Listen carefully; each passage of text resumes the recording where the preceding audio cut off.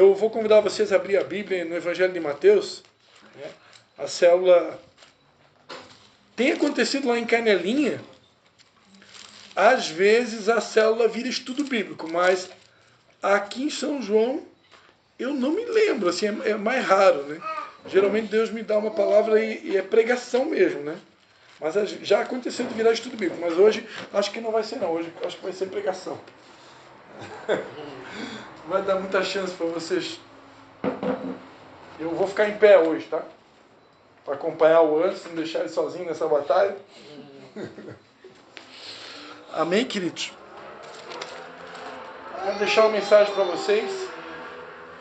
Antes de deixar a mensagem, em Mateus capítulo 25, eu quero compartilhar algo que eu não comentei mais sobre esse assunto, mas eu quero falar isso para vocês.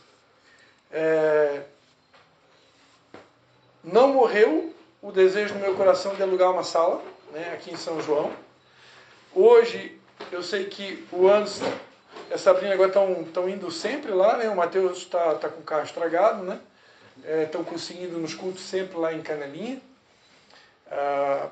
Porém, tem muitas pessoas que eu conheço que se a gente aluga a sala aqui em São João, algumas delas até como os nossos amigos venezuelanos, né? Que não tem como ir a Canelinha porque não tem automóvel, né?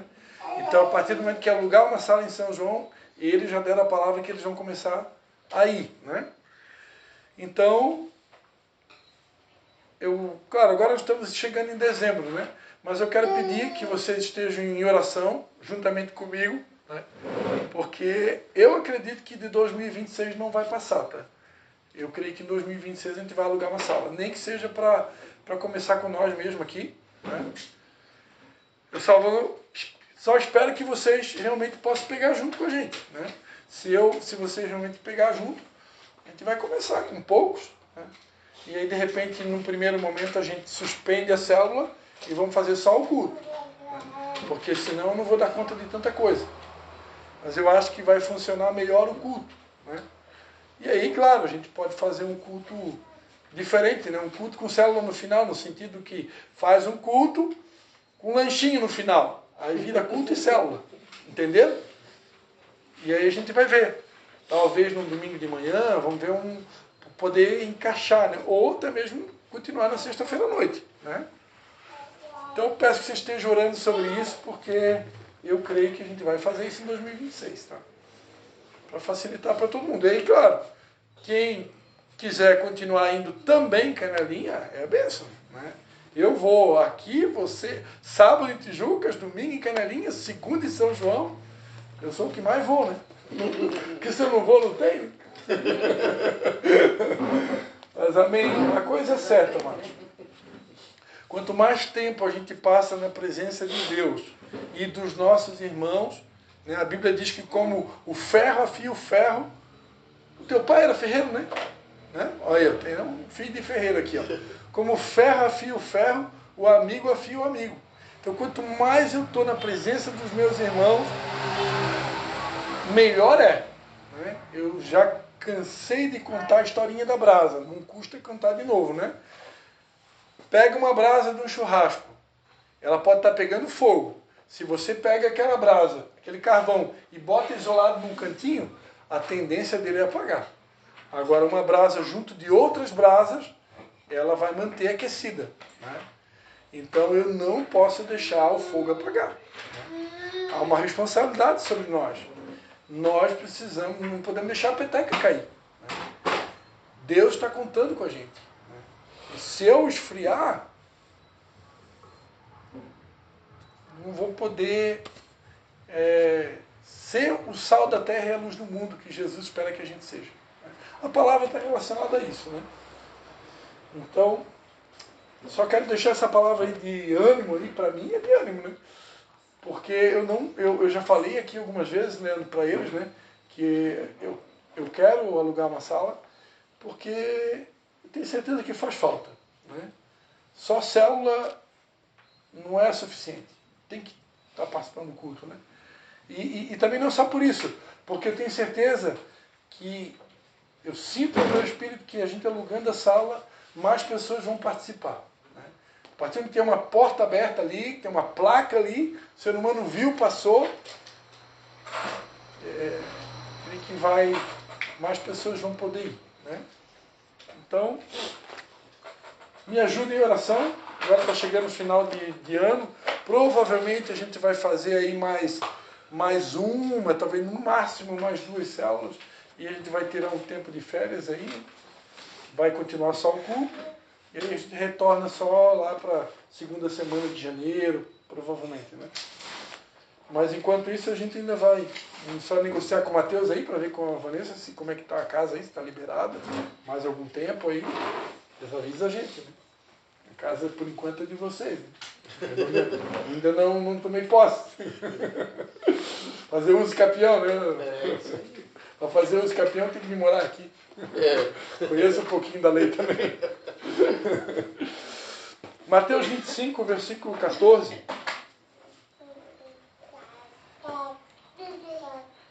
Mateus 25, 14.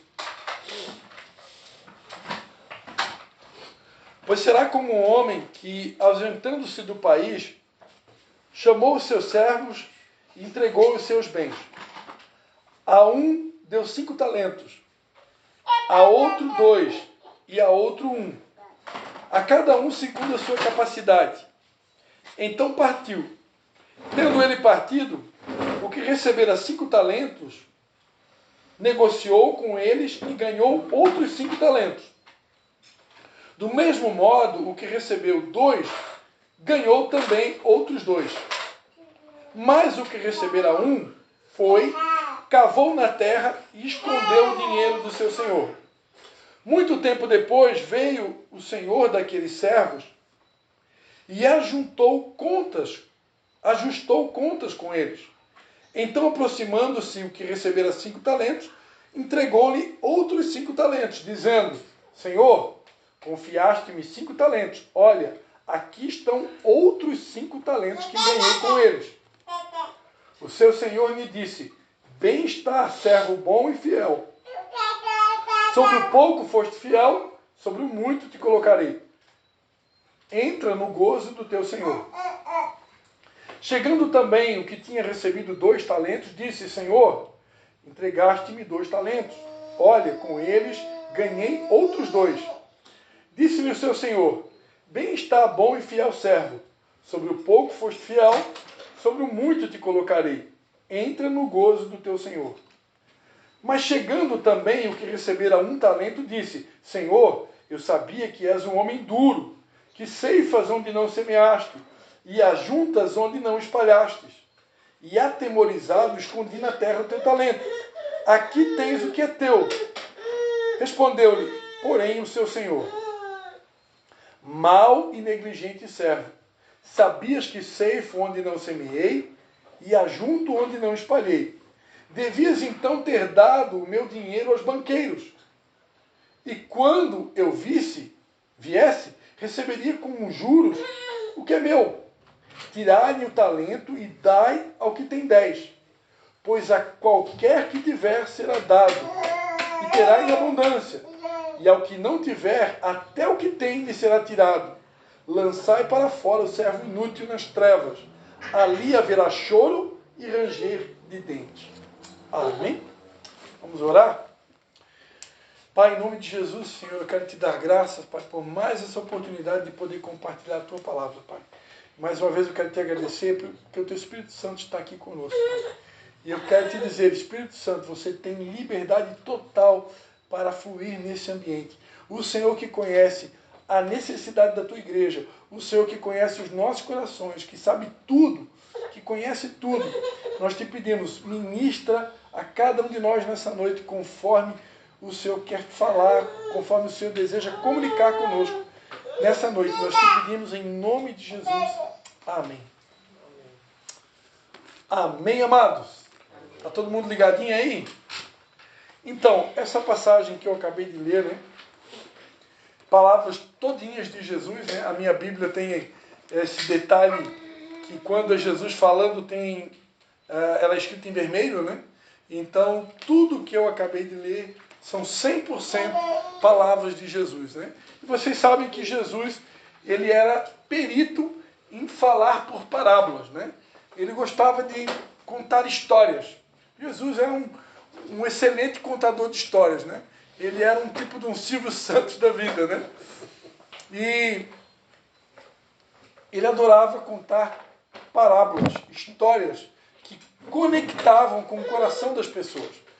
E essa parábola, a parábola dos talentos, é uma parábola muito conhecida, né? Às vezes utilizada um pouquinho distorcida, né? No sentido que a maioria dos pregadores que eu conheço usa essa parábola para pregar sobre talentos espirituais ou capacidade de dons que Deus nos dá. No entanto, o texto aqui em nenhum momento está falando de dons, né? O texto aqui está falando de dinheiro. O tempo todo o texto fala de dinheiro, né? 5 talentos era uma medida de dinheiro, era uma capacidade financeira que Deus deu para um, e para o outro deu uma capacidade financeira menor, e para o outro uma capacidade ainda financeira ainda menor ainda, né? O texto fica claro, né? Quando esse Senhor aqui, que ele é uma representação do próprio Jesus, né? Que esteve aqui na terra, anunciou as boas notícias, pregou o Evangelho do reino dos céus, ou o Evangelho do reino de Deus, e ele cumpriu sua missão, morreu na cruz para nos salvar e subiu, né? Ou seja, fez uma viagem, voltou de volta para o Pai.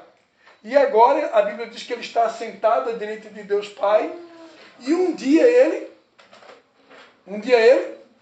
voltará. E ele voltará para quê? Para fazer um acerto de contas. Esse Jesus que um dia esteve aqui na terra, ele saiu para uma viagem. Ele saiu para uma viagem para o Pai. Ele subiu aos céus, hoje está sentado à direita de Deus Pai, e um dia ele voltará. E ele vai voltar para quê? Vai voltar para fazer um acerto de contas. Exatamente como essa parábola. Essa parábola já era Jesus deixando uma mensagem para nós do que aconteceria um dia, do que vai acontecer. Um dia vai haver um grande acerto de contas. E esse Senhor aqui que saiu de viagem, ele representa o nosso Deus, que um dia vai fazer um acerto de contas conosco. E qual vai ser o acerto de contas? Olha, Mateus, eu te dei uma medida de administração de recursos. Anderson, eu te dei uma medida de administração de recursos. Leandro, eu te dei uma medida de administração de recursos. Ivânia, eu sempre troco, é Ivânia ou Ivone? É Ivânia, né?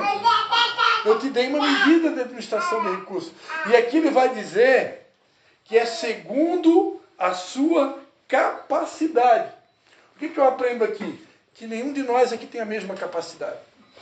Cada um de nós tem uma capacidade de administração de recursos diferente.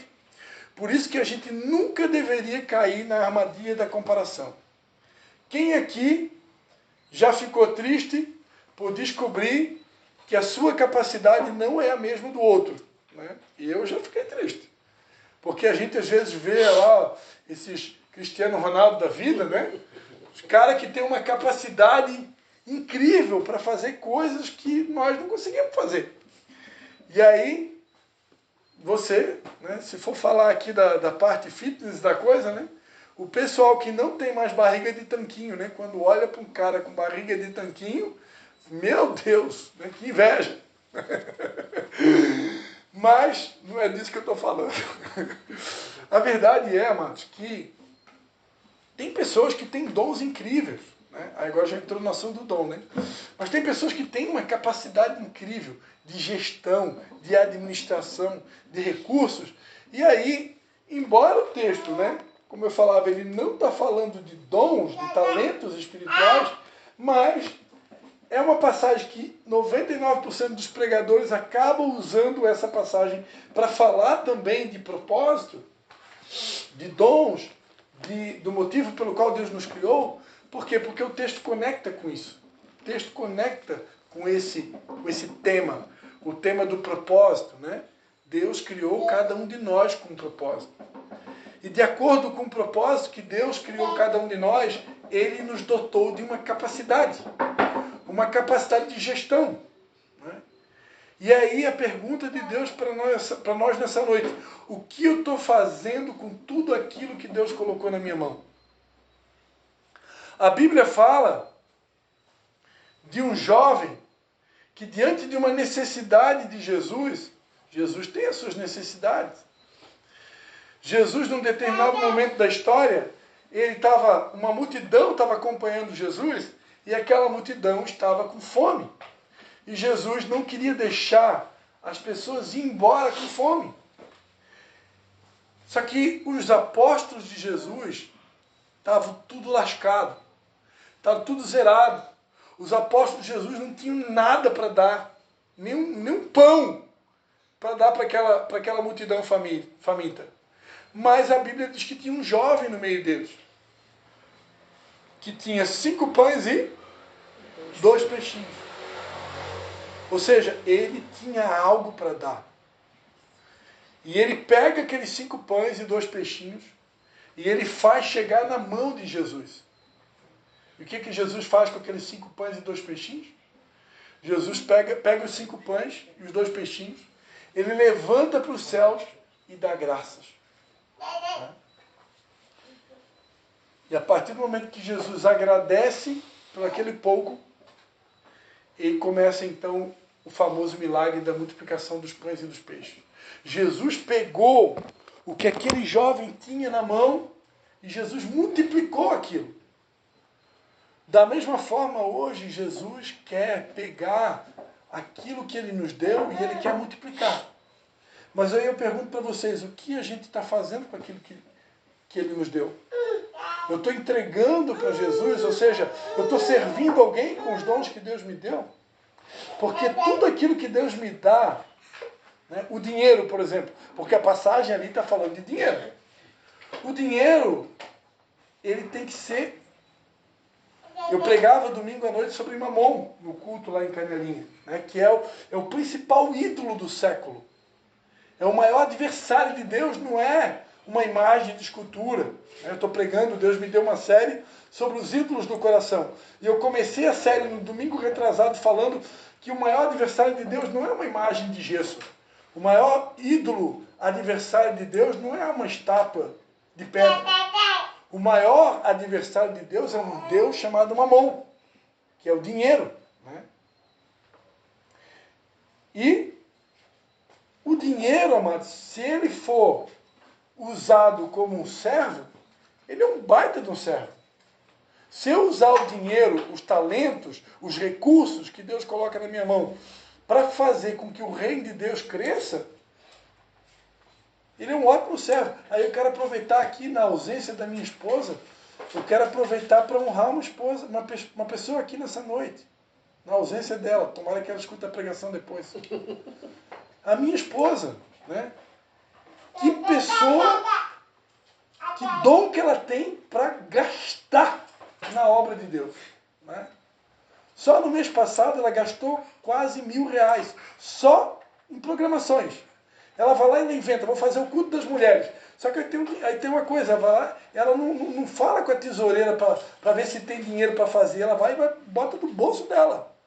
Ela pega, já vai lá e compra lembrancinha, e compra decoração, e compra não sei o que lá, e manda fazer não sei o que lá, e ela vai gastando tudo no bolso. Ela sabe que se for falar com a tesoureira da igreja, pode que a tesoureira vai dizer, ó, não podemos gastar agora, tem que pagar aluguel, tem que pagar luz, tem que pagar água, tem que pagar isso, tem que pagar aquilo, né? E aí ela nem espera, ela vai e bota no bolso. Aí é o culto das mulheres, é o outro culto que ela inventou, né? Teve outras coisas mais que ela inventou aí. Alguém me lembra aí, me ajuda a lembrar. Aí teve a nossa confraternização do final do ano, teve a macrocélula, que ela foi lá e inventou uma decoração para a macrocélula. Então ela vai tendo as ideias e ela vai, bota a mão no bolso e vai gastando, e vai gastando. E entra lá também na Shopee também, né? Comprou lá os dizeres lá, as amorosas, aí inventou a decoração. Então, é um dom, né? Então vamos honrar ela. E é para isso mesmo que Deus bota o dinheiro na nossa mão. O dinheiro é para investir no reino. Né? A Bíblia diz no Evangelho de Lucas, granjeai amigos com as riquezas da injustiça.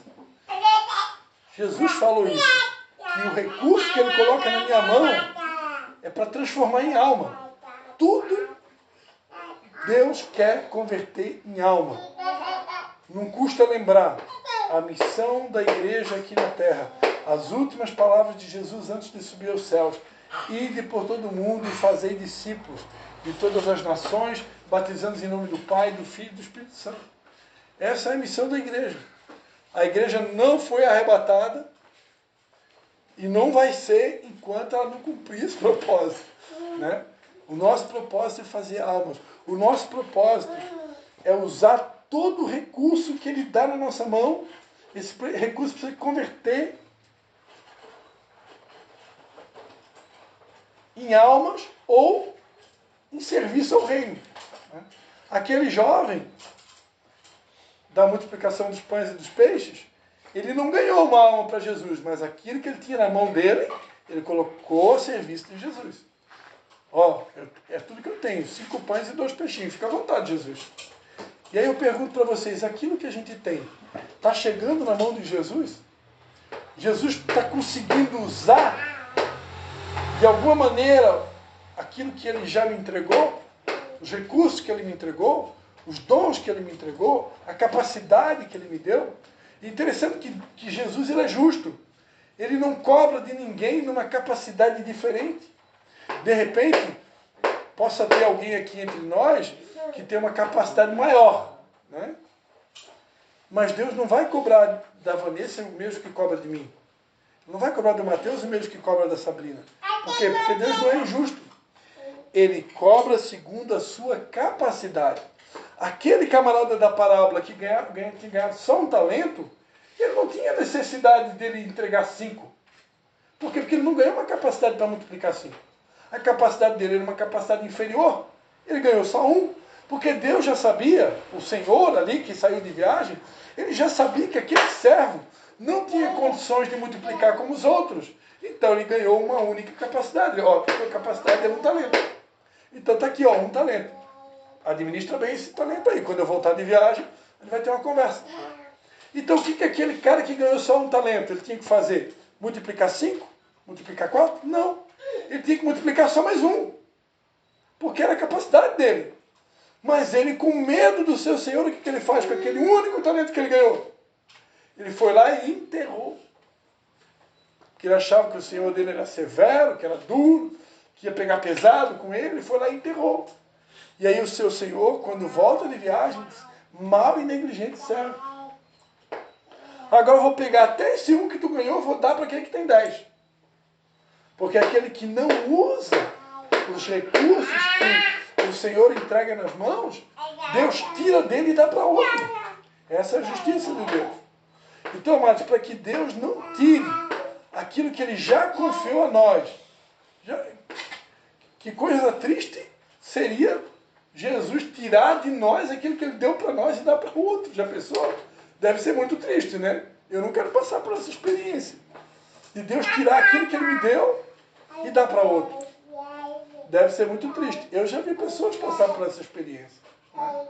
Porque aquilo que está na palavra, o que está na palavra se cumpre, amado.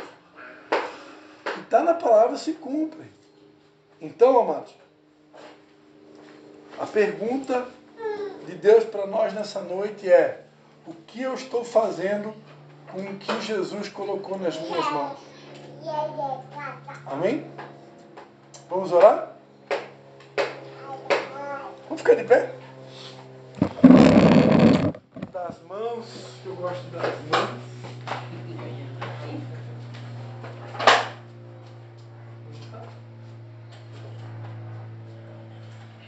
Quando eu era católico, a gente cantava uma música assim. Não sei se a senhora é dessa época também, vai. Fica sempre um pouco de perfume nas mãos que oferecem rosas, nas mãos que sabem ser generosas. Da nossa época. Vamos dar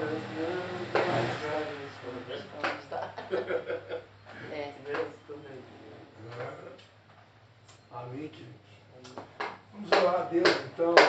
que o Espírito Santo nos ajude a identificar tudo aquilo que Ele já colocou, seja em dons, seja em talentos, seja em recursos, seja em capacidade, né? Tudo aquilo que Ele já colocou na nossa mão, que a gente saiba utilizar. Eu vou dar um exemplo para vocês aqui, muito simples, que eu já falei outras vezes, que é o caso da minha sogra, quando ela ainda tinha saúde. É uma pessoa que não tem estudo, descendente de índio, né? Uma pessoa muito simples, mas nas horinhas vagas dela, eu lembro que ela entrava no Facebook, todo dia, uma vez por dia, ela entrava no Facebook e colocava lá um versículo bíblico no Facebook. Uma coisa simples, né? Mas é o que ela tinha condições de fazer. Uma pessoa do lar, né? Quem é do lar, né, Vanessa? A Vanessa agora está saindo, né? Mas de caramba, mas antes não, né? Então, mas a pessoa que é do lar, ela fica a maior parte do tempo dentro de casa, então ela não tem muito contato com as pessoas lá fora. Mas o que ela fazia? Estava no Facebook uma vez por dia e colocava lá um versículo bíblico. A Bíblia, o que a gente começou a célula dizendo? A palavra de Deus nunca volta vazia. Aquele versículo bíblico que ela colocava todo dia lá no Facebook, alguém via. Do contágio social dela via.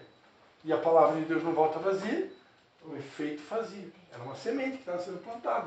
Então, o que era a medida dela, a capacidade dela. Então Deus não cobra da gente de uma outra capacidade, mas dentro da nossa capacidade Ele vai cobrar. Um dia Ele virá. Né? Assim como aquele Senhor voltou de viagem, um dia o nosso Jesus que está lá sentado à direita do Pai, um dia Ele vai voltar. Nós não sabemos, né, Ale?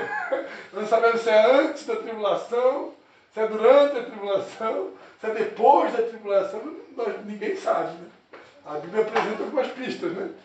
Ninguém sabe certo, né? Mas que Ele vai voltar, vai. Isso é fato. Né? Amém? Então nós vamos orar. Que Deus nos dê essa graça de colocar nas mãos de Jesus todos os recursos que Ele tem nos confiado. Pai, em nome de Jesus, Pai, quero te dar graças por essa mensagem, por tudo que o Senhor comunicou conosco nessa noite, Pai. Eu quero te pedir que na medida, na capacidade de cada um aqui, Pai, porque Tu conheces a capacidade de cada um, Pai, até onde cada um pode ir, até onde cada um pode produzir, eu te peço, Pai, que o Teu Espírito Santo desperte o dom que é em nós e que nós possamos fazer multiplicar todos os recursos que o Senhor tem nos dado. Que nós possamos confiar nas Tuas mãos, Jesus, porque Tu sabes muito bem o que fazer com os talentos, com os recursos que o Senhor mesmo nos confiou. Nós te pedimos, Pai, em nome de Jesus, que o Senhor multiplique tudo aquilo que o Senhor já nos deu e que nós possamos ser generosos para entregar nas Tuas mãos o que o Senhor nos confiou. É a nossa oração em nome de Jesus. Amém.